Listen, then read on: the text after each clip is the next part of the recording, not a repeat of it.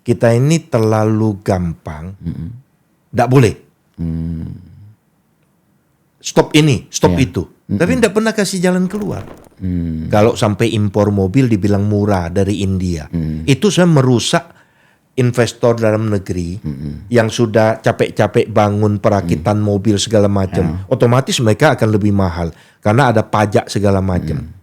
Ini yang harus kita dukung karena efek dominonya, Pak. Tapi mereka kan dibeli dulu, Pak, sampai itu habis. Menurut saya, baru yang mereka nggak sanggup ditutup impor. Itu menurut saya itu yang tidak pas. Itu tidak mikir efek domino dari sistem ekonomi makro dan mikro. Dulu Pak timah 11.000, 12.000 per metrik ton. Bapak bisa bayangkan. Iya. Sekarang 56.000 per metrik ton. Hah? Serius Pak. Bapak bisa bayangkan PT Timah bisa untung banyak, itu luar biasa Pak. Iya. Jadi, sekarang untung lagi Pak. Iya Pak. Nah ini sebenarnya enggak ada yang bilang, Pak Prabowo hebat. Enggak ada Pak, kasihan Pak. Akses ekonominya udah jalan nih Pak. Iya, iya. Tiba-tiba MBG stop. Ya, waduh, mati dia ya. Nah, padahal ini si keluarga ini, miskin ini udah mulai berkembang nih. Iya.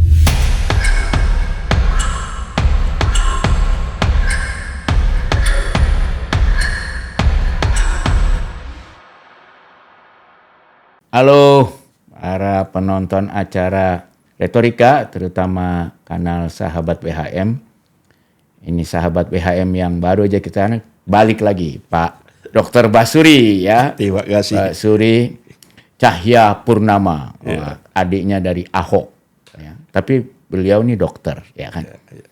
Pak Basuri ini dokter, pernah jadi bupati di Belitung Timur yang banyak kegiatan tambang timah, termasuk yang ilegal, tapi alamnya keren, tapi banyak crazy rich-nya juga ya Pak.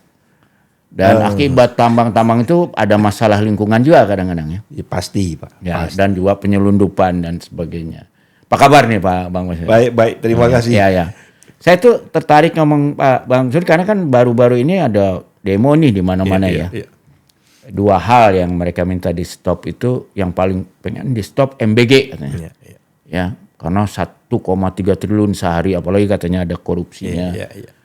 Kemudian juga Koperasi Daerah Merah Putih. Nah, sebagai orang yang dokter yang memahami masalah gizi, pernah jadi kepala daerah, gimana menurut Pak Basuri ini soal tuntutan sebagian mahasiswa ini? Ya, ini saya kadang melihat ada hal yang perlu kita bereskan dalam hal gini loh. Kita ini terlalu gampang, tidak boleh. Stop ini, stop itu. Tapi tidak pernah kasih jalan keluar. Cuma tahu ini jangan gitu. Tidak tapi boleh ini. Yang boleh apa nggak tahu. Iya, harusnya kasih jalan keluar. Saya sarankan kepada adik-adik mahasiswa, kalau you bilang ini tidak boleh, apa yang mesti dilakukan? Hanya boleh stop, kasihan. Kenapa? Karena anak-anak yang butuh bagaimana? Harus pikirin. Dan di daerah banyak tuh Pak ya? Banyak Pak. Ini kan sebenarnya dua sisi antara butuh dan tidak. Ya orang yang kaya ya tidak butuh. Tapi bagaimana orang miskin? Pak, kita balik dulu Pak. Anak-anak kita yang tidak punya uang tidak mungkin belanja makan Pak. Iya. Nah itu. Kadang-kadang makannya cuma sekali sehari ya Pak? Ya. Mereka bisa nebeng teman yang baik hati kasih. Banyak sekali Pak. Nah apalagi situasi sekarang ya Pak ya. Nah menurut saya dievaluasi. Dan saya baca berita. Ini presiden sebenarnya luar biasa menurut saya. Dia mau mendengar dan dia mau dievaluasi. Tidak ada perbanyak dulu evaluasi. Menurut saya itu yang dilakukan. Nah terjadi penyelewengan itu cerita lain Pak. Di mana yang nggak ada penyelewengan ya Pak? Itu. Justru saya bilang banyak terjadi, tapi teman-teman adik-adik mahasiswa justru harus bilang, kami akan datang supervisiin.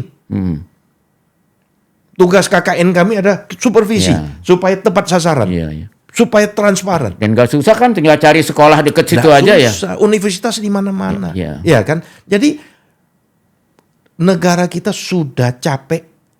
Maka buatlah kondusif, ya kan, intelektual, keluarkan intelektual. Di Belitung Timur dulu ada problem juga Pak, stunting. Ada Pak, tapi tidak banyak. Dan kita lakukan luar biasa, Pak. Apa Pak yang dilakukan waktu itu? Kita kasih ibunya, anaknya susu, Ya. ya kan. Tapi ada masalah Pak, kalau orang yang kurang mampu. Ini mungkin apa ya? Lucu juga Pak, tapi menggenaskan. Kita dulu kasih susu kaleng mahal Pak, kasih ke ibunya. Apa yang terjadi? Dijual Pak. Nah, berarti terus dibeliin apa Pak? Oh enggak Pak. Kita tarik, kita ukur setiap hari. Bidan Pak datang ke rumahnya pelototin minum. Oh, tapi kadang-kadang orang Indonesia suka alergi loh Pak sama susu, kan ada juga kan? Oh, ya itu ganti ya? dengan kedelai. Ya, ganti kedelai. Itu dilakukan dengan tim kesehatan yang ada. Menurut saya maksimalkan itu Pak. Nah, uang yang ada ini harus betul-betul transparan dan fokus. Nah, apa yang sudah terjadi? Pemerintah pusat sudah bilang mau dievaluasi, menurut saya keren lah Pak. Tinggal sekarang bagaimana betul-betul tepat sasaran, ya kan? Menurut saya sayang Pak. Kalau di ini Pak, saya lihat pengalaman negara lain ya, kan tidak hanya masalah stunting itu, tapi juga masalah gizi lain tuh, bahkan anak-anak orang kaya itu banyak yang sekarang gendut-gendut gitu kan Pak, obes, karena makannya nggak sesuai gizinya. Nggak seimbang. Dan orang tua susah kan melarang mereka untuk makan yang bergizi. Kalau di Jepang kan dibiasain di sekolah kan, sehingga lama-lama terbiasa makan sehat. Jadi sebenarnya itu juga ya Pak? Pak sebenarnya. Bukan orang miskin aja gitu maksud saya. Itu lain. Ini jadi orang miskin butuh nutrisi untuk perbaiki gizinya supaya tidak sesuai dengan seimbang dan standar kehidupannya bagus. Lah kalau mau perang gimana Pak? Kalau perlengkapan badan aja enggak cukup. Perkembangan otak badan semua enggak cukup. Nah, ini satu pihak mesti diberesin. Sebenarnya di kesehatan sudah dilakukan. Nah, tinggal bagaimana menfokuskan ini. Terus udah itu yang kedua adalah gini Pak. Untuk memperbaiki gizi, berarti kan disiplin sekolah cara makan. Dan kebiasaan makan. Sekolah-sekolah yang mahal segala macam, silakan. Mereka bikin, ya kan? Kalau sekarang ini, kalau misalnya pemerintah mau sekolah-sekolah yang asrama segala macam, kan sudah memang ada khusus makanan kan? Nah itu dilakukan. Nah terus pendidikan, Pak. Pendidikan bagaimana anak-anak ini, ya kan, menjelaskannya dari kecil segala macam. Nah itu butuh kerjasama semua pihak, ya kan. Jadi ini tinggal menurut saya fokus, transparan, dikerjakan profesional, semua akan oke Pak. Mungkin lebih baik kalau India sama Jepang itu Pak, dia punya undang-undang mewajibkan sekolah menyediakan makanan bergizi. Satu kali ya. Sekolah yang tidak mampu bisa minta bantuan pemerintah gitu ya. ATM Pak. Amati, tiru, modifikasi. Jadi tidak perlu jadi pintar Pak. Yang penting sekarang India seperti apa, Jepang seperti apa, di Brazil, China, Brasil, udah tinggal dipaparin. Ayo, kita cocoknya model apa? Bagaimana supaya tidak high cost, efisien, tapi juga punya stimulus dorongan ekonomi di lokal Pak. Kayaknya itu juga ya tujuan MBG dan Koperasi Desa itu, selain masalah gizi, tapi juga memindahkan ekonomi ke daerah ya. Itu karena emang terasa Pak ya perbedaan ekonomi daerah sama pusat. Itu yang saya bicara gini Pak. Waktu zaman saya Pak, saya kasih 1 miliar per desa. Oh, udah duluan ya sebelum ada undang-undang. Waduh, saya enggak ingat ya. Pokoknya saya, duluan Pak. Duluan ya. Duluan kayaknya. Karena saya ingat seluruh jajaran itu memang apa ya Pak ya? Melawannya agak kurang asem Pak. Gimana Pak tuh cari kurang asemnya? Dielus pantat dulu Pak. Bagus. Wah Pak Bupati ini program keren banget. Desa bisa maju segala macam. Tapi enggak bisa. Alasannya? Aturannya belum ada. Nah itu ya, Pak izin. Wah ngomongnya hebat Pak. Makanya kadang mau gue timpuk sebenarnya. Itu juga yang menyebabkan Pak Presiden Prabowo bilang ada deep state itu Pak ya. Yes. Jadi birokrat ini cara ada perlawanan birokrat yang luar biasa ya. Itu yang mesti diperbaiki. Dan itu yang bikin jadi mahal juga ya Pak. Ya, itu harus diperbaiki dengan apa? Dibikin transparan. Nah ini saya cerita pengalaman Pak. Ini terjadi. Nah ini juga terjadi nih Pak. Mungkin kalau Pak Presiden dengar, bagaimana ini memperbaiki? Presiden harus punya orang-orang yang memang dedicated Pak. Nasionalismenya tinggi dan kerjanya jelas. Dan harus berani juga lawan birokrat yang coba. Jadi Pak izin Pak Bupati, kami akan ke Menkyu, ke Mendagri, ke BKN, apalagi itu. Wah pokoknya, desa tertinggal, pokoknya studi banding semua untuk mencari jalan. Padahal saya sudah baca. Cuma saya mau lihat sejauh apa ini, ASN ini. Oknum ini, tapi susah juga bilang oknum, karena banyak juga merata. Jadi saya bingung juga ini. Pergi, sudah itu buying time. Apa buying time? Dia tidak lapor supaya kita lupa. Kalau kita tidak tanya, dia tidak lapor. Tunggu aja 5 tahun selesai, supaya tidak ngapa-ngapain. Itu gila Pak. Sebab sudah dari luar kota, mana laporannya? Baru kumpul Pak. Pak Bupati, program ini bagus sekali Pak. Ini desa bisa maju, uang semua arahkan ke desa. Tapi tidak bisa Pak. Kenapa nggak bisa? Ya bohongin kita Pak. Saya bilang. Tapi untung Pak Bupati udah baca. Saya belajar Pak. Saya bilang ADD desa, itu apa tulisannya? Minimum waktu itu kalau tidak salah, minimum 10% dari APBD atau 20%, saya lupa. Berarti kalau minimum, kita naikkan aja sampai 1 miliar. Persentasenya. Jadi 1 miliar. Waduh Pak, kalau di YouTube mungkin terkenal saya Pak. Tapi sudahlah. Terus untuk memastikan dana desa 1 miliar itu makanya nggak dipakai kawin lagi oleh desa. Memang ada desa gimana Pak? Jadi gini Pak, kita ada program jadi padat karya. Nah jadi memang ini uang itu untuk membangun Pak. Perbaiki kantor desa enggak apa-apa. Jembatan. Jadi tapi orang-orang yang enggak punya kerjaan itu mereka mesti pakai. Jadi misalnya pagar masjid segala macam mau diperbaiki, enggak apa-apa. Tapi tukang catnya harus orang lokal. Ini mungkin yang ditiru Koperasi Desa Merah Putih kan sekarang yang bangun kantornya harus orang KTP desa itu. Iya, bisa jadi. Mungkin bisa belajar dari Pak Basuri itu. Enggak berani bilang. Tapi itu nah, ibaratnya itu sebenarnya adalah desa maju, kota pasti maju. Karena kalau kota maju belum tentu desa maju. Kenapa Pak? Loh karena perputaran duit kan. Kan desa pasti belanja ke kota. Kalau uang itu harus jatuh di desa. Kan kuncinya di situ. Jadi ngalirnya harus dimulai dari desa Pak. Harus jatuh di desa. Rumah tangga yang punya uang, masyarakat rumah tangga punya uang kan stimulus fiskal Pak. Kalau orang kota cari kota lagi ya Pak. Kalau kota dia habisin di kota atau pergi keluar. Kan gitu. Nah jadi itu yang desa. Jadi kata mau cetung desa maupun kota itu betul ya Pak? Iya itu. Nah ada kesalahan demo cetung dalam membangun atau infrastruktur Pak, transportasi. Jadi ada ya saya belajar dikit lah Pak. Ada tempat panen besar tapi tidak bisa kirim. Distribusi jadi ya. Ada yang paceklik, gagal panen, kelaparan, distribusi. Nah menurut saya distribusi yang paling jago itu siapa Pak? Swasta Pak. Sudah jalan semua. Lah jangan kita matiin Pak. Justru kita mesti kerjasama. Bagaimana? Iya kan?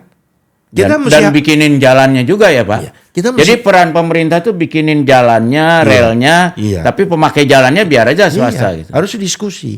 Tapi bukan berarti bikin jalan sembarangan. Harus ada fungsinya. Bikin jalan ini, panggil lah. Sebenarnya yang benar itu kan panggil. Bos-bos ini, yuk butuh nggak sini? Iya kan? Kalau misalnya, kita nggak butuh. Kalau gitu jalannya jalan yang jangan cuma klaim udah bangun jalan ribuan kilometer, ternyata berapa tahun kemudian hilang tuh jalan Pak karena nggak dipakai ya. Nah, hal-hal seperti ini yang sebenarnya balik lagi soal transparansi. transparan, rakyat masyarakat ikut melihat, lu ngapain bikin jalan ini sampai lebar 12 meter. Padahal ini jalan cukup 7 meter. Karena cuma udang desa cuma berapa rumah kok. Kira-kira seperti itu. Nah itu kan kerjaan Pak Basuri sekarang ya, dibikin kawasan industri di Kendal ya?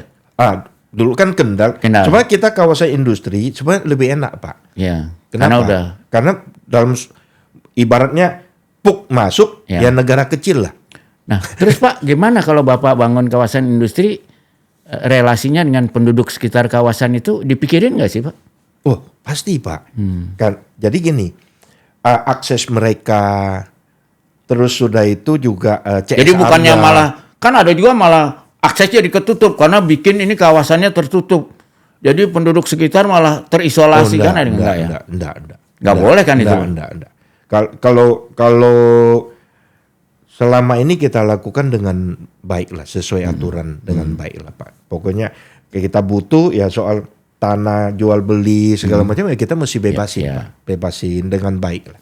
Saya rasa. Nah memang salah satu kelemahan kita yang berkembang itu adalah masalah tanah, ya kan. Ini dari zaman Belanda masih nuntut. Ini karena surat-surat nggak kacau balau sih Pak ya di kita. Ya seperti ini Pak. Ini sebenarnya sudah waktunya masuk ke blockchain Pak. Ya. Sudah waktunya. Waktu Pak jadi bupati apa yang dilakukan untuk beresin masalah pertanahan, kan di mana-mana ini ada masalah Pak. Kalau di kita itu waktu itu masih belum terlalu banyak masalah Pak. Yang karena banyak kan IUP PT Timah. IUP PT Timah. Lalu perkebunan itu biasanya mereka datang ke desa-desa, itu sudah persetujuan. Ada sosialisasi, ada apa. Jadi semuanya harus, jadi perkebunan masuk segala macam, sosialisasi segala macam harus ada Pak. Jadi di sana ada kebun apa Pak? Banyak kan sawit Pak. Oh sawit. Banyak kan sawit. Yang punya siapa Pak? Nah yang punya itu ada dari Malaysia, dari luar negeri, dari dalam negeri. Nah sebenarnya itu mereka tanahnya jadi apa? Hak guna usaha atau guna berapa usaha. Tahun Pak? Itu biasanya 30 tahun ya. Nanti mereka mesti perpanjang. Nah yang salah satu waktu itu saya mau beresin itu adalah hak 20% Pak. Yang jadi plasma. Ada plasma. Itu sering belum dipenuhi. Nah itu mestinya ditransparan. Tapi gara-gara gitu banyak yang tidak senang juga Pak. Nah saya bilang tidak ada orang miskin di kabupaten saya. Kenapa? Karena total 50.000 hektar sawit itu 10.000 hektar plasma loh Pak. Bapak bisa bayangkan. Iya. Orang miskin kita cuma 2.400 kakak. 2.700. Hilang Pak ya jadi orang miskin itu? Nggak ada Pak. Nggak ada. Nah. Caranya gimana Pak? Jadi yang 50.000 hektar, yang 10.000 itu harus itu jadi. Itu wajib punya rakyat kan. Tapi belum sampai Pak. Belum kesampaian, nggak jadi bupati lagi. Keburu nih. Banyak. Sekarang gimana Pak? Kesampaian sekarang belum juga Pak? Apa istilah? Enggak ya. Enggak bisa. Jadi orang miskinnya masih ada 2.700 itu keluarga itu. Apa nambah apa enggak saya juga enggak tahu Pak. Tapi intinya Pak, saya enggak akan ninggalin Bangka Belitungnya Pak. Karena pajak saya masih bayar masuk ke Bangka Belitung Pak. Jadi Bapak masih kayak MacArthur, I shall return gitu. Baik KTP saya masih KTP daerah Pak. Makanya pajak saya masih terdaftar di daerah. Jadi minimal setiap tahun itu lumayan lah Pak. Lumayan ya. Lumayan lah untuk jadi itu saya. Yang kayak Pak Basuri banyak nggak di Belitung? Nggak tahu Pak. Moga-moga banyak Pak. Moga-moga banyak. Jadi sebetulnya daerah itu seandainya dia punya orang-orangnya kerja di tempat lain, penghasilannya banyak, tapi dia tetap terjadi penduduk daerahnya, dia akan membantu daerahnya ya Pak? Tergantung juga Pak. Ya. Jadi kan kadang orang malas ribet juga Pak. Ya kan KTP masih daerah apa. Jadi ya tergantung. Tapi kan sekarang online Pak, Bapak pasti bayarnya ya, online. Kalau sekarang sih udah gampang. Kalau saya kan dari mulai selesai bupati pindah Jakarta enggak pernah ganti KTP Pak. Masih masih tercatat orang Belitung ya Pak, Belitung tercatat Timur. Ya. Kenapa Pak cinta banget sama Belitung Timur ini? Ya itu sebenarnya ibaratnya gini Pak, Jakarta udah banyak duit Pak, jadi uang kita pajaknya buat daerahnya. Bang Ahok juga, Ahok juga, tapi nggak bisa kali dia jadi gubernur di sini ya. Ya dia udah Jakarta, ya kan. Kalau Vivi orang mana Pak Vivi? Vivi Jakarta. Jakarta juga ya. Mungkin satu-satunya yang masih Belitung saya. Oh, satu Belitung. Ya. Jadi tidak boleh tinggal semua Pak. Ya. Nah kalau kembali kayak Koperasi Desa Merah Putih kan juga diminta untuk ya sebagian mahasiswa protes dihentikan. Kalau Pak Basuri sebagai orang yang bekas kepala daerah lihatnya gimana Pak? Kalau ada beberapa lah yang ditonjolin ya. Mungkin dari berapa ribu tempat, bangun tempat dulu, ada bangun tempat yang tidak ada akses jalan. Ya itu sih perencanaannya kacau. Iya. Jadi kembali lagi, niatnya bagus, keinginan pemerintah bahwa ada desa itu ada bisnis. Sebenarnya ini sama dengan BUMDes kayak gini. Sebenarnya kayak BUMDes itu kan sebenarnya kalau kita liatin seperti kayak Pertamina ada pom bensin, kecil buat itunya desa. Terus sudah itu juga penjualan kayak gas segala macam. Ya. Nah itu juga sebenarnya terutama yang bersubsidi ya. Ya subsidi bisa dialihkan ke sana. Sebenarnya mereka harusnya bisa. Cuma saya tidak tahu. Cuma kan itu kebanyakan udah miliknya elit-elit politik dan kekuasaan kan Pak. Kayak misalnya distribusi gas melon apa kan kebanyakan udah dimiliki elit-elit kekuasaan. Ya kembali lagi kalau dibuka transparan kan mundur sendiri kan Pak. Jadi harusnya dibuka aja gitu ya. Ini punya siapa. Cuma pemerintah selama hak rakyat disubsidi negara. Sebenarnya Pak, subsidi itu bukan jalan yang betul Pak. Iya. Subsidi selalu ada penyelewengan. Iya. Maka sebenarnya seperti Abang Ahok ngomong, coba kasih duit saja. Dalam arti gini Pak, kayak BBM, saya tahu banyak terjadi penyelewengan. Iya. Terutama masuk ke pertambangan segala macam Pak. Banyak sekali Pak. Nah, bayangkan. Bisa ceritain lebih jauh Pak, misal gimana itu? Lah sekarang Pak, harga solar subsidi sama non subsidi kan bedanya jauh banget ya. 10.000. Coba kita bayangkan Pak ya. Kalau tidak ada subsidi, tapi rakyat itu, misalnya saya punya truk, saya isi BBM subsidi, tinggal kartu aja seperti Abang Ahok cerita itu, cuma itu bisa dijalankan. Pakai KTP juga bisa. Pakai KTP, cuma KTP kita kan kadang chipnya nggak banyak. Nah, supaya kan gampang. Tapi kalau cuma untuk identitas bank bisa pasti mau kasih Pak. Ya. Bank berlomba-lomba Pak. Mereka keluarin karena duit kan taruh di sana. Jadi pemerintah taruh duit. Pokoknya misalnya saya kasih jatah 1 bulan naik motor Pak. Silakan isi Pertalite. Kalau motor boleh isi Pertalite, tapi 1 bulan kita hitung. Misalnya Gojek segala macam, mereka butuh berapa? 20 liter. Ya sudah. Pokoknya 1 bulan dia mau tap di manapun 20 liter.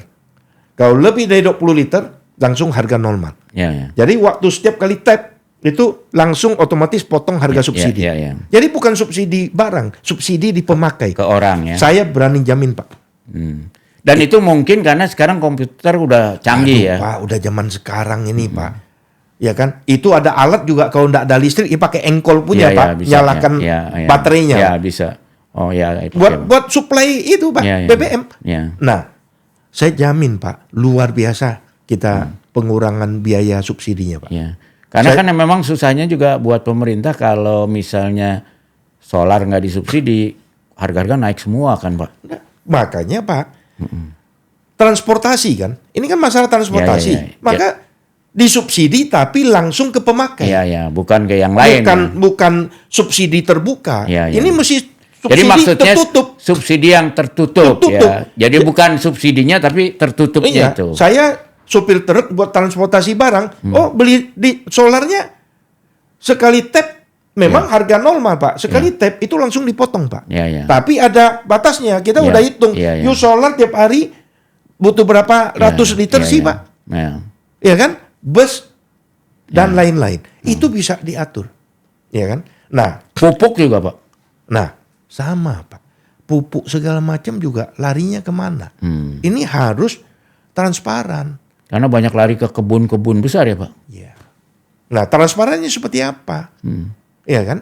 Kalau tidak punya sistem blockchain Pak, Bapak nggak bisa cek.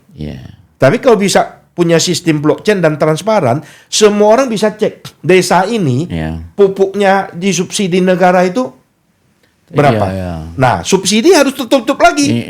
Ini Pak Basuri ini dokter tapi ngomongnya kayak orang IT aja, blockchain terus jadi. Jadi gimana ceritanya belajar blockchain ini? Saya bukan ahli blockchain, tapi melihat teknologi itu bisa kita manfaatkan.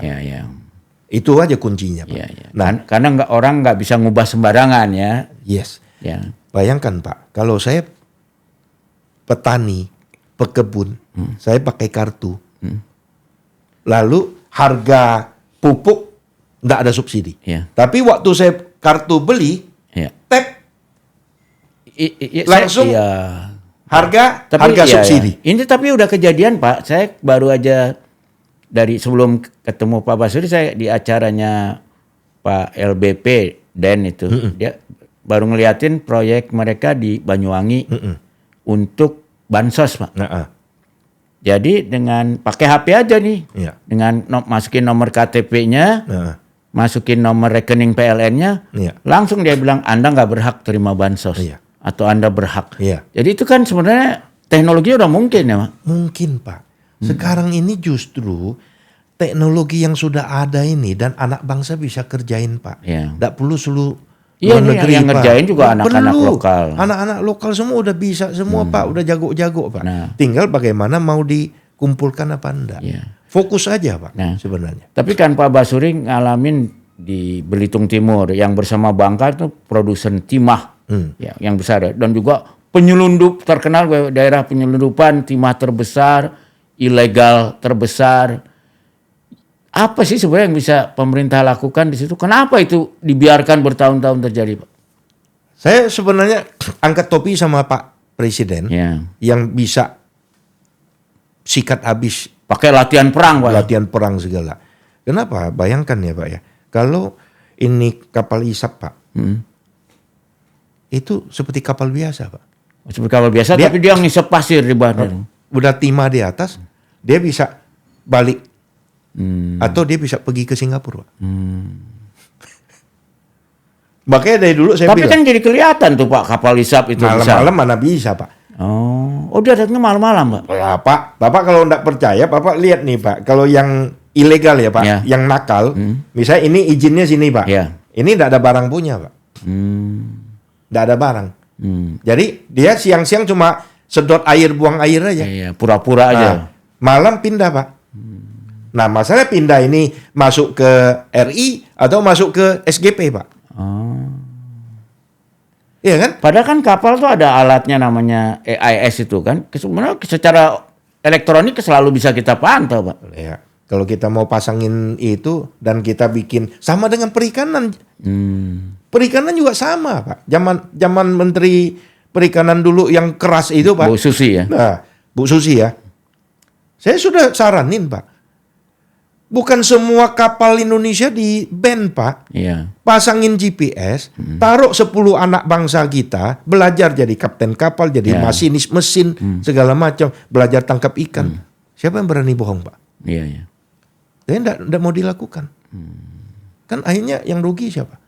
Banyak pabrik tutup. Di sana juga banyak Pak di Belitung. Saya juga di Belitung banyak, sebenarnya nangkap ikan ya bukan yang besar Pak. Yang kecil aja ya. Yang itu nggak ada masalah. Nggak ada masalah. Malah mereka diuntungkan kali karena kan ikannya jadi banyak. Iya. Sebenarnya pembatasan penangkapan segala macam itu bagus Pak. Itu bagus. Tapi bukan dihancurin semua Pak. Iya kan? Banyak anak bangsa punya kapal segala macam bangkrut loh Pak. Iya kan? Itu kan nggak benar gitu Pak. Mohon maaf Pak. Jadi masuk ke dalam satu kampung karena ada 10 penjahat, seluruh orang kampung itu penjahat, mesti ditangkap. Bukan begitu, Pak. Tapi kan kadang-kadang gini, Pak, kadang-kadang tuh saya lihat misalnya pertambangan ya. Itu karena waktu nyusun undang-undang itu yang ngedraft itu konsultannya para petambang besar. Jadi seolah-olah kita tuh baru bisa menambang kalau kita tuh adalah perusahaan petambang besar. Kalau kita rakyat biasa mau coba peruntungan tambang, langsung kita ilegal, Pak. Iya kan? Itu gimana, Pak? Padahal saya ketemu di Lombok, Pak. Iya. Ketemu petambang emas ilegal. Iya. Dia bilang, Pak Mas, saya kalau dapetin lagi hari untung, itu hasilnya sama dengan panen saya setahun katanya. Kerja sehari 2 hari. Masa yang gitu kita larang, Pak? Iya. Jadi kembali lagi harusnya ada keterpihakan. Iya. Dan keterpihakan itulah tugas negara adalah apa? Menyediakan tempat orang untuk bisa sejahtera. Iya. Ya kan? Nah, yang kita lakukan sederhana, Pak. Tempat enggak boleh ya enggak boleh. Ya. Tempat boleh ya kita kasih. Atau kan kalau kayak di negara yang memang tambang kayak Australia, Kanada, kan orang boleh, Pak. Saya mau nambang 6 bulan di sini. Iya. Siapa tahu berhasil. Iya. Urus izinnya nggak susah. Iya. Dia tahu aturannya supaya nggak merusak lingkungan. Ya. Nah, kalau dia berhasil, dia tambah lagi. Akhirnya jadi perusahaan besar. Kalau di kita kan enggak, Pak. Orang kalau mau nambang kecil-kecilan gitu, akhirnya ilegal, harus bayar upeti sama oknum. Mungkin kasarnya, ini kasar ini, Pak. Nggak boleh banyak orang kaya, Pak. Kenapa ya, Pak? Ada mentalitas. Apa ini sisa penjajahan zaman Belanda dulu ya, Pak? Kembali ke pendidikan kita. Ya. Pendidikan kita yang mengeluarkan orang waktu diskusi berantem. Ya. Mau pukul-pukulan atau diskusi sambil mencari jalan keluar. Ya. Seperti saya bilang, Pak, sebenarnya kita tidak perlu pintar. Tiru saja. Negara Skandinavia, mereka seperti apa sih? Guru-guru itu yang paling pintar, Pak. Iya, Pak. Kalau di Finland itu orang yang paling hebat jadi guru. Kenapa enggak kita tiru? Mereka belajarnya seperti apa? Kalau di kita relawan yang nggak bisa dapat kerja di mana-mana jadi guru honorer banyak kan ya, Pak? Jadi ini semua dunia sekarang, Pak. Nggak ada batas. Informasi nggak ada. Tinggal kita punya niat nggak dan komitmen mau jalankan nggak. Nah ini kan Presiden Prabowo niatnya kelihatannya bagus niatnya, tapi pelaksanaannya ini kan banyak masalah. Kenapa, Pak Basuki? Dia harus lebih merekrut orang-orang profesional. Saya tahu, kalau saya baca beliau itu sangat nasionalis, sangat ingin Indonesia itu maju, dan tidak ingin punya banyak musuh. Jadi semua mau ditemenin, tapi pemimpin tidak bisa semua jadi teman kan? Iya, Pak. Masa orang jahat ditemenin juga ya, Pak? Iya. Artinya apa? Dia harus membuat sistem yang transparan sehingga beliau tidak susah. Lalu pergerakan inilah yang dia pantau. Sering-seringlah ke daerah. Kalau enggak, ya mungkin dia bikinlah semua universitas mahasiswa kerja sama rektor-rektor, yuk kasih tugas dah. KKN-nya. Pantau program ini, pantau program itu. Jadi KKN bukan hanya pergi ke desa bikin ini, bikin itu. Pantau program pemerintah. Wah, itu luar biasa, Pak. Sehingga anak-anak ini akan jadi betul-betul intelektual yang di lapangan tahu pemerintah kerjakan apa. Kalau enggak benar, Pak, langsung laporan. Dan sistem semua sudah ada. Seperti apa ya, waktu zamannya Pak SBY bikin itu kan ada apa sih waktu almarhum Pak Kuntoro. BRR. Yang di Aceh. Bukan. Dia pantau semua program itu. Yang niru sistem Inggris itu ya, Pak. Nah, ini kan semua sudah ada. Tinggal bagaimana memaksimalkan mahasiswa ini. Kita dulu zaman Pak Harto juga ada, Pak, namanya Sekda Lobang itu. Pak Solihin GP. Nah, sekarang sebenarnya pantau ini menariknya apa, Pak? Kan ada BPS, Pak. BPS kan tugasnya nanya-nanya. Itu kan informasi. Dia puluhan ribu orang, Pak, seluruh Indonesia. Bagaimana maksimalkan, Pak? Tambahin kerjaannya, Pak. Ya kan? Jadi kalau MBG ini perbaikannya harusnya gimana, Pak? Ya itu saya bilang dievaluasi ulang, fokuskanlah yang membutuhkan. Kalau memang kita ingin memperbaiki gizi seimbang kepada seluruh anak didik, mendidik mereka untuk makan yang baik dan seimbang, yang benar, maka semua sekolah-sekolah harus bikin program. Departemen Pendidikan difokusin, kerjasama dengan Kemenkes. Terus desa tertinggal, buka kembali lagi data, Pak. Itu yang kita lemah ya, Pak. Nah, itu lemah. Bikin sistem satu data untuk Indonesia. Kalau koperasi desa Malang Putih kan seperti Bapak tadi, tujuannya bagus supaya ekonomi desa. Kalau desa maju, kotanya ikut otomatis maju. Tapi kan kritiknya ada kesan ini terlalu peran pemerintahnya terlalu kuat gitu, Pak. Sampai beli mobil sendiri apa segala macam itu. Gimana tuh, Pak? Itu yang saya pikir tidak pas. Kalau sampai impor mobil dibilang murah dari India, itu saya merusak investor dalam negeri yang sudah capek-capek bangun perakitan mobil segala macam. Otomatis mereka akan lebih mahal karena ada pajak segala macam. Ini yang harus kita dukung karena efek dominonya, Pak. Tapi mereka kan dibeli dulu, Pak, sampai itu habis. Menurut saya, baru yang mereka nggak sanggup ditutup itu impor. menurut saya itu yang tidak pas. Itu tidak mikir efek domino dari sistem ekonomi makro dan mikro. Kalau saya beli dari luar negeri, langsung bayangkan, Pak. Pekerja luar negeri, bahan baku luar negeri, ya kan? Berarti kita kehilangan dolar. Tapi mereka wajib bikin pabrik di sini kan, Pak, mobil yang dibeli itu. Nggak jelas kan, Pak? Iya, Pak, itu kayak yang India itu lagi bikin pabriknya ini, Tata sama ini. Jadi kan memang kebijakan kita itu sekarang siapapun boleh jual mobilnya ke Indonesia kalau janji dalam 2 tahun dia akan bikin pabrik. Kalau itu oke ya, Pak, kalau begitu. Hitungannya seperti apa? Jangan pabrik-pabrikan. Iya kan? Oke, supaya ada harus bonus. Dihitung benar aja ya. Tarik bonus dulu. Itu oke. Itu bagus, Pak. Jadi kan tidak mungkin orang langsung bikin pabrik baru ini kan. Dia bisnis kan harus itu. Itu oke, Pak. Kalau dia dengan janji saya beli mobil kamu, tapi kamu mesti bikin, tapi kapasitasnya berapa?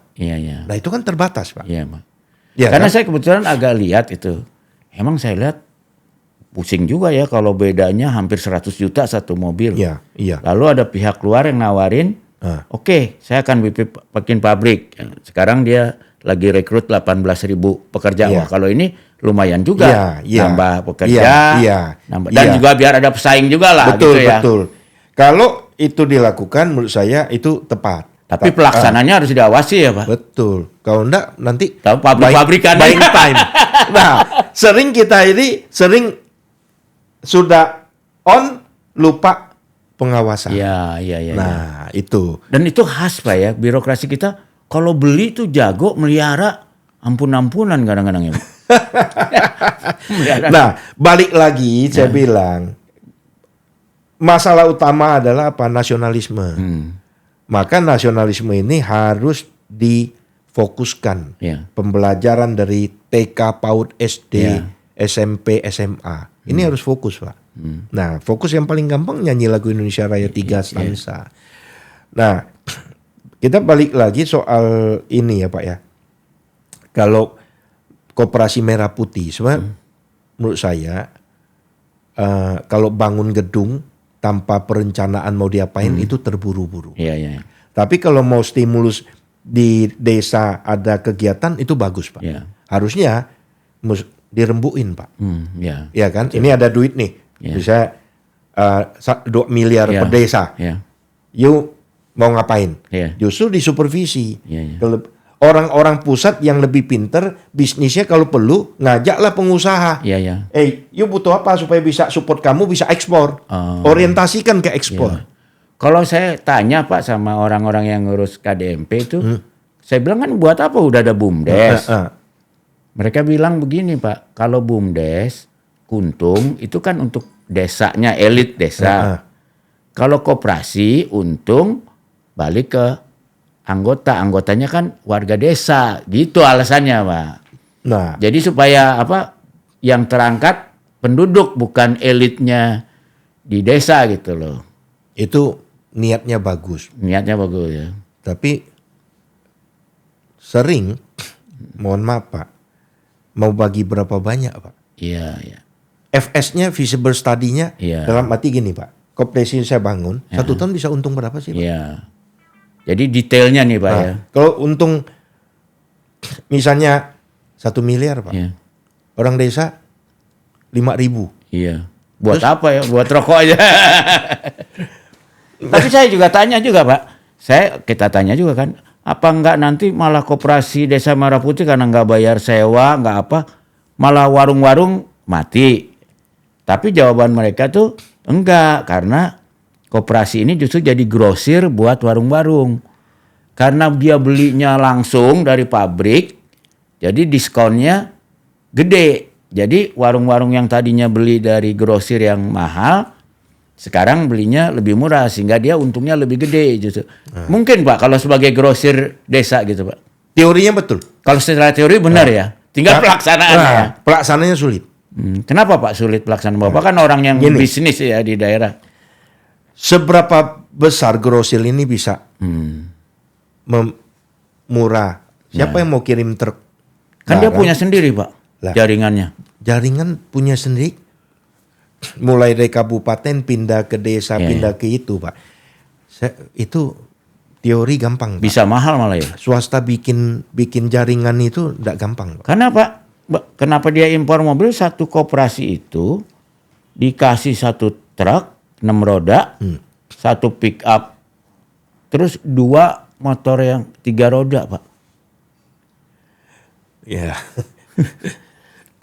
Kalau saya sih Pak, saya enggak akan gila-gilaan bikin seperti itu. Tapi fokuslah bagaimana desa ini bisa. Kalau di Belitung Timur satu desa berapa sih Pak penduduknya? Kebutuhannya kira-kira berapa? Desa itu tergantung juga Pak. Misalnya ke Buku Limau satu desa, itu cuma berapa ratus, 200-300 orang. Kepala aja, keluarga atau orang Pak? Orang Pak, enggak banyak. Oh ya nggak bisa loh kalau cuma segitu. Iya, jadi enggak bisa. Seperti saya bilang Pak, Elon Musk mau bikin roket itu. Roket, fokus. Ya. Jelas. Ya. Kalau ini terlalu skater Pak. Ya. Jadi bisnisnya enggak bisa sama. Ya. Jadi kalau kita mau bisnis yang sama, itu berat Pak. Bapak bisa bayangkan, jadi kalau saya jadi gudang Pak. Ya. Nah kita kasih contoh deh. Gudang ya. Makro Pak. Ya makro. Nah itu contohnya mau kayak makro Pak. Bangkrut kan. Padahal ada grosir ya. Kenapa Pak makro bangkrut? Nggak gampang Pak urusin begitu banyak barang. Karena marginnya kecil ya Pak. Margin kecil. Sudah itu juga ada expire, ada apa. Nah. Tapi kenapa di Belanda berhasil ya Pak makro? Kenapa di Indonesia gagal? Waduh itu. Apa karena dia bayar pajaknya taat Pak? Kalau makro kan tuh yang pertama tuh begitu kita cash register, dia langsung pajaknya detail semua dia. Iya. Ya harusnya dia kan barangnya logikanya kan lebih murah. Lebih murah harusnya. Karena beli banyak. Dan itu dulu ingat saya makro banyak dibeli sama warung-warung juga Pak. Iya makro ini kan perusahaan Belanda, grosir Belanda yang sukses. Nah apa yang terjadi? Ya bisa jadi karena faktor distribusi barang atau juga manajemennya, ya kan? Tapi kalau teorinya bagus ini Pak. Apalagi secara digital sekarang lebih mungkin ya Pak. Bayangkan Pak, ini ada di Jakarta aja bisa gone ya. Apalagi di daerah ya. Di daerah. Nah kalau di daerah misalnya banyak ini dijadiin pusat segala macam, ini manajemennya juga enggak gampang Pak. Karena saya lihat gini Pak, memang dari dulu koperasi seringkali semangatnya tuh, wah karena petani kasihan nih, yang untung tengkulak, petaninya celaka, ya kan? Iya. Padahal dia yang kerja, dia yang punya lahan, tapi ketika produknya dijual, ibaratnya lah, saya beli 1.000 perak produknya, yang sampai ke petaninya mungkin hanya 100 perak gitu. Yang 900 habis di jalan, sebagian untung tengkulak. Tapi kan udah banyak Pak upaya ini, ada KUD dulu, ingat nggak? Iya. Ada makro, makro. Lalu barusan ini ada startup coba Tani Hub. bangkrut juga Pak. Jadi sebenarnya apa memang mungkin menyaingilah tengkulak ini Pak? Atau memang tengkulaknya aja yang harus dibenahin gitu Pak? Kan Bapak pasti ngalamin. Jangan-jangan bapaknya Pak Basuri dulu tengkulak juga gitu di daerah kan? Enggak ya? Bapak saya enggak bisnis itu Pak. Enggak di komoditi ya? Enggak. Bisnisnya apa kalau Pak Basuri? Dia kan kerja mitra timah. Tambang. Oh timah ya. Mitra tambang. Tapi bukan juga tengkulak timah ya? Bukan. Servis ya? Jasa untuk tambang. Jadi dia nambang sendiri. Oh dia petambang Pak? Iya nambang nanti jual ke timah. Itu susah Pak. Kadang 3 bulan, 6 bulan baru bayar. Iya. Kayak gitu Pak. Jadi keluar modal dulu Pak. Jadi menambang di IUP-nya PT Timah gitu? Dulu enggak ada swasta Pak. Semua mesti PT Timah. Makanya dulu teratur sekali Pak. Airnya mesti dibuang kemana. Cuma memang kasiannya gini Pak. Kalau enggak dapat barang. Rugilah dia. Pasti rugi. Pekerja, diesel, segala macam. Tapi kan ayahnya Pak Basuri ternyata sukses lah di situ. Iya, tough Pak. Dia selalu bilang. Tapi pasti kenal lah Pak Basuri dengan yang profesinya tengkulak itu kan, beli petani. Sebenarnya kan dia memberi jasa, yang pengumpul lah ya kan. Iya. Jadi masalah utama adalah kemudahan pembiayaan. Iya. Nah makanya sebenarnya ini ada seperti baru ada kejadian nih. Petani di Belitung Timur baru kejadian saya dapat laporan. Kerjasama sama swasta pinjam uang di bank. Dan mereka enggak tahu. Tiba-tiba mereka dituntut sama bank karena jaminannya utang mereka enggak dibayar. Kok bisa Pak? Nah, jadi Pak, ini kenapa terjadi kayak gini? Ya karena pemerintah itu tidak tidak melindungi ya. Nah, itu kan sebenarnya kuncinya di situ. Terus sudah itu bank itu tidak memberikan pinjaman yang bisa langsung karena ruwet. Makanya supaya ada yang perlu diperbaiki juga. Ya kan Pak? Data lagi nih Pak ya. Data dan transparan. Kalau pengusaha pinjam duit bank itu kan lebih mudah. Jadi kalau petani pekebun butuh jadinya ini, bank akhirnya lu lagi yang dipinjamin Pak. Tapi kan gini Pak, ini soal pendidikan. Waktu saya tinggal di Amerika, saya kaget Pak. Teman saya orang Amerika bilang, kamu mesti mulai beli kredit. Terus saya ngapain saya kredit? Kita kan bisa bayar sama. Supaya tercatat di dalam sistem perbankan bahwa kamu tuh orang yang selalu disiplin. Kalau reputasi kamu makin bagus, kapan kamu perlu uang pinjam bank, bunganya rendah, gampang. Jadi tidak harus punya agunan, tapi punya record. Tapi kan problem di kita Pak, sampai sekarang tuh record untuk kreditur itu nggak jalan-jalan Pak. Udah puluhan tahun BI. Kemarin dapat info juga dari teman-teman tabungan Malaysia masyarakatnya itu 60% Pak. 60%. Makanya duitnya banyak Pak. Kita 6% Pak. Tapi Pak itu saya kan pelajari juga Bapak pernah dengar yang namanya Velda. Jadi dulu pemerintah Malaysia bebasin tanah sampai mungkin 600.000 hektar apa sih. Karena dia waktu itu punya berapa ratus ribu keluarga miskin. Lalu keluarga miskin ini ditawarin, kamu mau ngelola tanah ini. Tapi kamu tidak menjadi milik kamu, tapi hak ekonominya aja. Ini tetap tanah negara, tapi hak ekonominya boleh kamu. Artinya apa? Dia nggak bisa jual Pak. Karena itu hak ekonomi. Betul. Nah, tapi bagusnya di sana Pak, tanahnya tuh antara 4 sampai 6 hektar. Saya lihat kalau di kita hanya 2 hektar. Saya lihat 2 hektar itu kalau pertanian kan kadang-kadang bagus, kadang-kadang hancur. Kalau hancur kan dia terlibat utang Pak. Kayaknya kalau 2 hektar dia nggak bisa balik lagi Pak. Jadi kurang gitu. Kalau dia 4 hektar, nah kayak Pak tadi kalau 4 sampai 6 hektar, dia masih ada tabungan Pak. Jadi kalau lagi jelek, dia masih ada tabungan untuk bantalnya. Tergantung komoditinya juga Pak. Ya, tapi kan ini sama-sama Pak, orang Melayu kan Malaysia, Indonesia. Sama-sama kebun karet atau tapi antara lain menurut saya perbedaannya Malaysia sama Indonesia, Mereka tanahnya minimum 4 hektar, Pak. Mereka kasih 4 hektar. Iya. Kayaknya itu lebih masuk gitu. Sebenarnya kalau kita mau dorong seperti itu sebenarnya Bisa ya? bisa, Pak. Karena kan kita ini luas, Pak. Luas, tanah masih banyak banget. ya. Cuma masalahnya kebanyakan kan cuma mau ngambil aja, Pak. Iya, habis itu pindah dijual. tangan. Iya, dijual. Yang model begini, Pak, itu kembali lagi Pengawasan ya? pengawasan dan data, Pak. Iya. Data yang tidak bisa dirubah. Ke blockchain lagi, Pak. Jadi Bapak kalau jadi kepala daerah lagi yang pertama dibenahin datanya, Pak. data, Pak. Sistem ini. Dan kita Sekarang lebih mudah ya, Pak, dengan lebih elektronik, mudah. Pak? Kita waktu saya bupati juga kita orang miskin pendataan udah luar biasa, Ya. Pak. Luar biasa.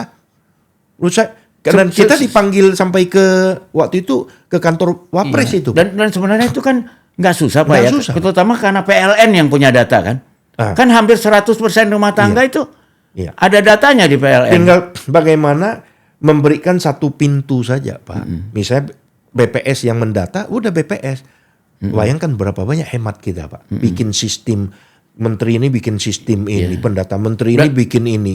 Bahkan lebih gampang lagi, Pak. PLN itu datanya real time, Pak. Iya. Nggak perlu disurvei, tinggal tanya aja bagian keuangan PLN. Iya. Nah, sebenarnya dari situ juga nanti bisa kita pilih, misalnya nih, ada orang pensiunan, punya rumah lumayan gede, ya kan?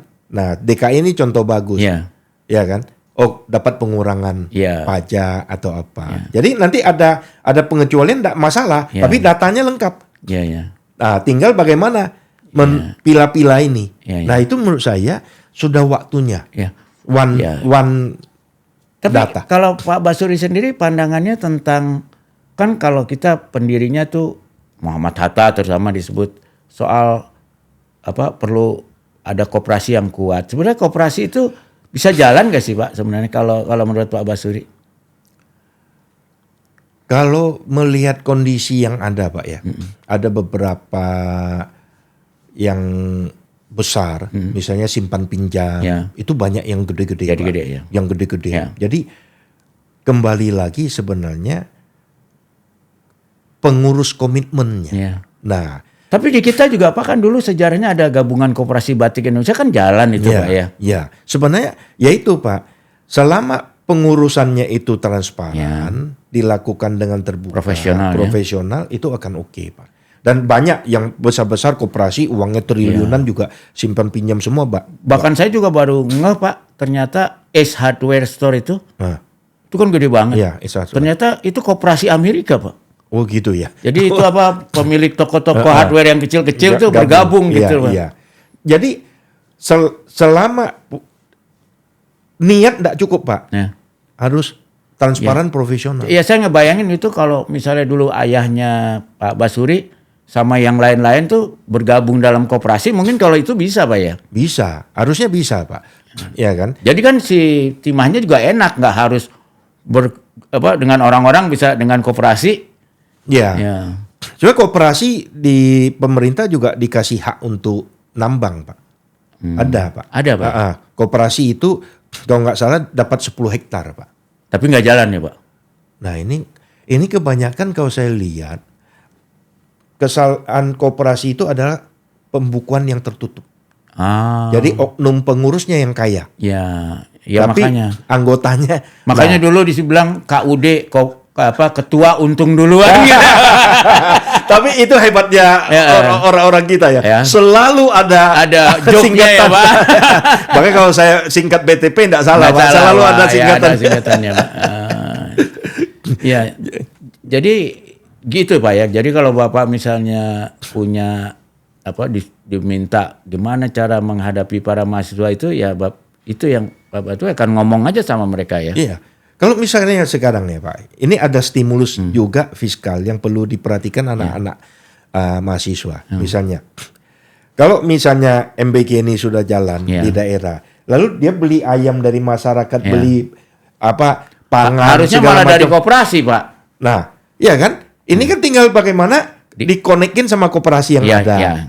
Tapi akses ekonominya udah jalan nih, Pak. Tiba-tiba MBK stop. Waduh, mati dia ya. Nah, padahal ini si keluarga ini miskin ini udah mulai berkembang nih. Nah, kayak gini, Pak. Ini mesti kita pikirin. Makanya Iya, Pak. mesti di Katanya mapping. peternak telur tuh banyak yang bermasalah sekarang, Pak. Mesti di mapping, Pak. Mapping. Harus belajar dari pegadaian ya, Pak.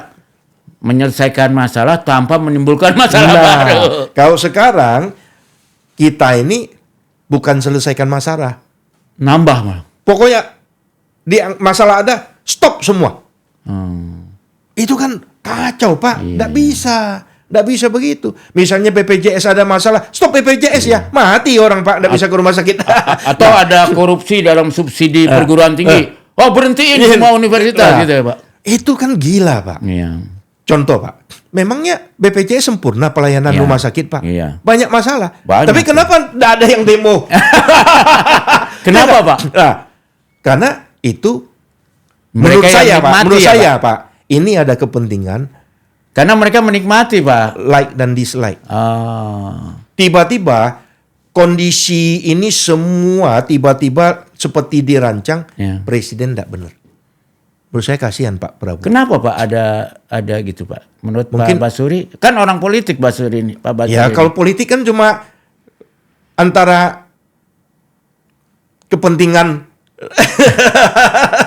Yang nggak seneng itu siapa, Pak? Pasti ini kan yang nggak seneng yang punya duit dong, pasti, Pak. yang tidak seneng ya pasti yang keganggu. Udah pasti. Makanya saya kadang gini ya. Saya bilang, teman-teman ini Pak Presiden lagi mau perbaiki. Semua. Nah mau perbaiki itu sakit.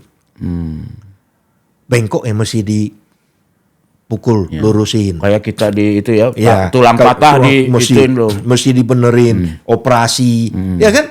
Sakit dulu Ya ya. kan ada tumor, nggak bisa dielus doang. Ya. Ya kan?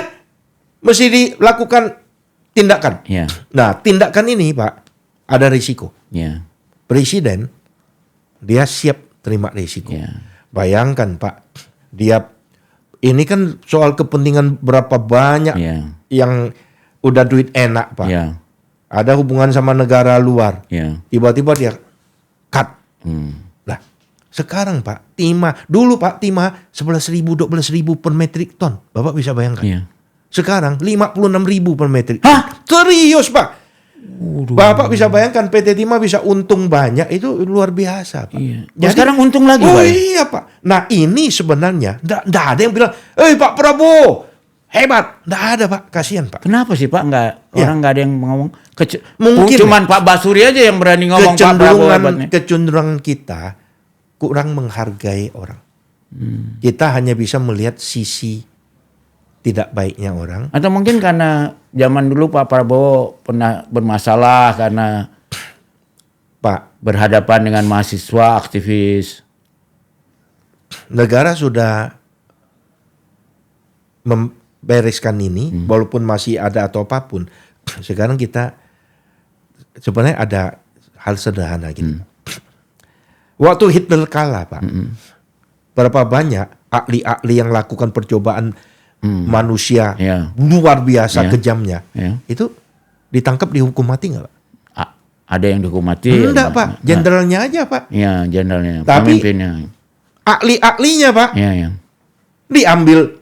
Oh, Rusia yang ahli diambil roket itu. semua NASA diambil. bikin yang ahli Nah. roket dibikin NASA itu di Amerika ya. Kedokteran semua. Iya, iya. Hasil kedokteran semua, Pak. Coba. Ya. Nah, sebenarnya yang terjadi ya menurut saya, Pak. Ini sejarah. Kita sulit bicara. Tapi kalau saya sekarang bicara sekarang, bagaimana usaha beliau, di luar ada kelemahan, tapi butuh keberanian untuk memperbaiki ini, Pak. Ini kan melawan banyak Oligarki ya. duit besar ini, Pak. Nah, ada satu orang keuangan dari tinggal di Kanada, orang turunan, bilang sama saya, kenapa Cina bisa hebat? Dia bilang gini, Cina itu pinjam duit dari luar negeri. Habis pinjam duit, dia beli mesin-mesin bagus, Ya. semua sumber daya alam mereka kuasai. Ya. Boleh kerjasama dengan swasta, Tapi 80% punya negara. 80% ini Pak kembali masuk ke negara. Kalau kita kan beda Pak. 10%, 20% punya negara. Terbalik ya. Maka flight capitalnya tinggi. Nah, ada satu yang menarik juga Pak. Orang banyak marah. Tiba-tiba pemerintah bilang gini, ini saya dukung Pak. Tambang SDA kita. Habis ekspor, jual, masa dolarnya nggak balik? Iya, itu ya. Itu nggak bener. Dan presiden jahat itu Pak ya. Itu presiden. Jadi wajar kalau presiden marah. Bener Pak. Bahkan nggak cuma presiden yang marah, kita juga harus marah ya Pak. Iya, tapi kita nggak ada itu. Nggak ada tuh mahasiswa yang ributin. Padahal itu flight capital loh Pak. Dolar kita lemah gara-gara itu. Lah sekarang ini ibaratnya Pak. Ini kita jualan, udah dapat duitnya taruh di tetangga, pulang ke rumah, istri dikasih sedikit. Bapak, istri marah nggak Pak? Iya, betul Pak. Ini sebenarnya DSI, cuma ada yang ngaconya gini, DSI itu seolah-olah jadi broker. Harusnya kan nggak perlu. Harusnya dia pantau aja. Dia pengawas aja sebetulnya Pak ya. Nggak usah bikin perusahaan. Nggak usah. Awasi, bikin transparan lagi. Kayaknya itu karena ini Pak, karena pengen buru-buru. Kalau bikin institusi baru kan, waduh musik DPR. Nggak usah Pak. Manfaatkan bea cukai dong Pak. Datanya gimana? Bea cukai ekspor misalnya sekarang nih. Kan masalahnya justru di bea cukai Pak. Gampang selesaiinnya Pak. Apa?